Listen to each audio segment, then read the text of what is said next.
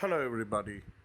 Uh, this is a call to people like Roger Malhotra and his Grand Alliance, which is out to re-establish and revive great values of Sanatana Dharma in the Western Hemisphere, in countries like the United States of America, where they have settled down in large numbers, in lakhs.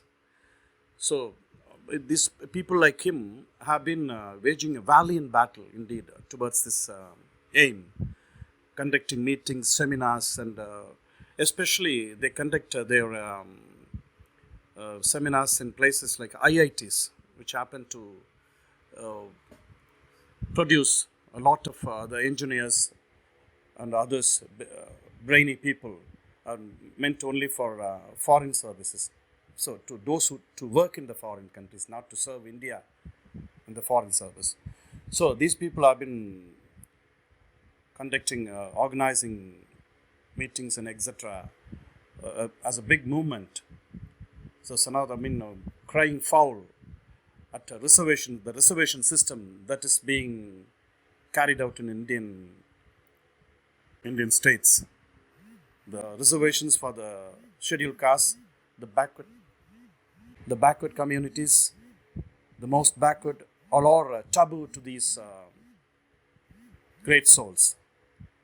What they want is the re-establishment of the principles, the values of dark ages, the medieval ages. So, in such circumstances, a big case is rocking the United States, where they are all settled down. A case has been filed by the Department of Fair Employment and Housing of the state of California against the IT giant Cisco. You're all well aware that Cisco is one of the companies which employs many thousands of Indians. Almost 90% of its workforce is Indians. Okay, so this case is about a person belonging to the most backward community, supposed to be from the bottom most of Indian caste hierarchy, the Dalits. Its name has not been given in the. Its a pseudonym is only is given there. Is against two of his superiors. One is Sundar Iyer, another one is Ramana Kompalla.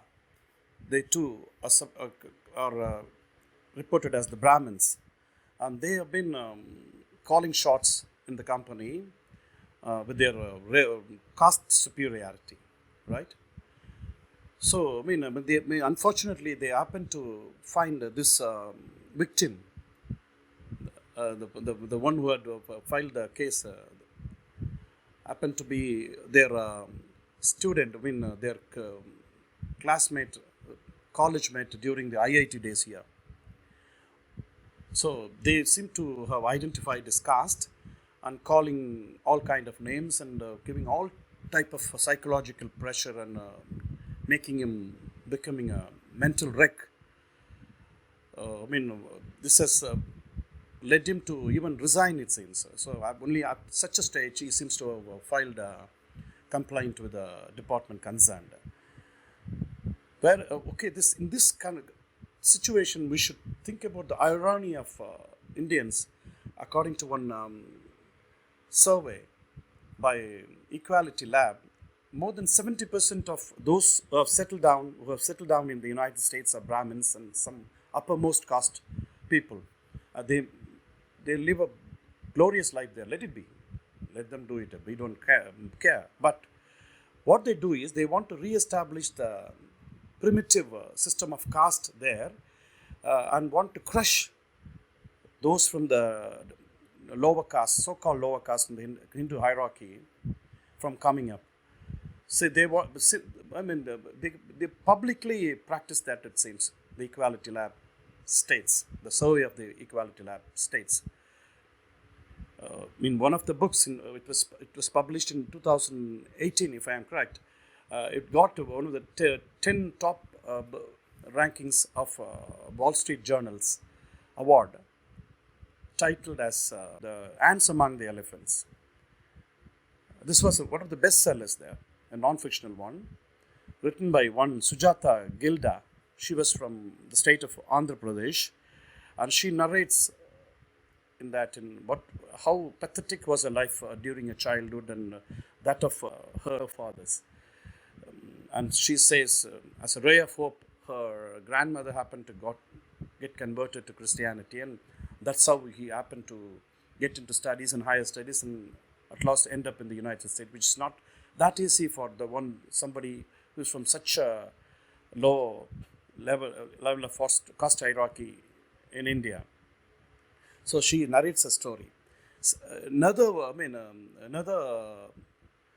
lady from Maharashtra, Shailaja Pike. She is a professor at this University of Cincinnati in the United States. She also says the same.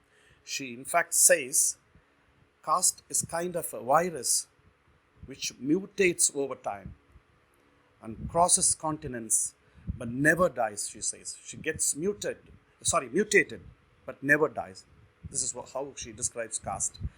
When such is the situation, our question is, what is the response, what is the answer of people like Rajiv Malhotra, who have been waging a big battle to bring back the Sanatana Dharma values into the Indian system, and even in the Western countries where caste was unknown. Of course, racial discrimination is the one that is the most known thing there. What is the response to these people? Will they include the Indian backward people, most backward, and the Dalits into the fold of Hindus? In fact, ironically, they are the ones who constitute more than 80% of Indian population, right?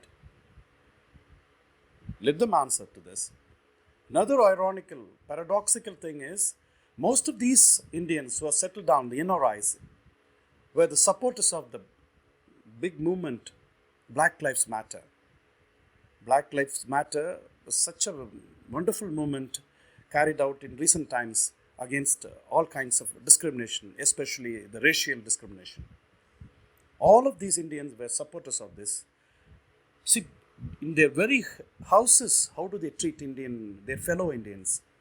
When it comes to caste, which comes from birth, they cannot give away that. Whereas, ironically, they support the Black Lives Matter. This is something funny.